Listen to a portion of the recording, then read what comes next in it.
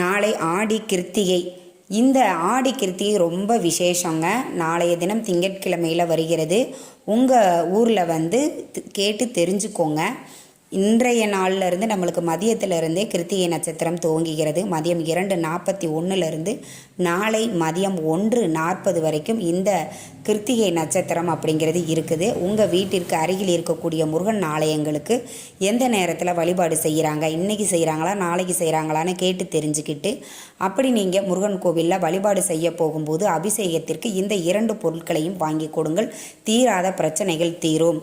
என்ன பொருட்கள் அப்படின்னு பார்த்தீங்கன்னா தேன், தயிர். இந்த 2ம் உங்களால் உங்கள் வசதிக்கேற்ப எவ்வளவு வாங்கி கொடுக்க முடியுமோ அந்த அளவுக்கு நீங்கள் வாங்கி கொடுக்கலாம்.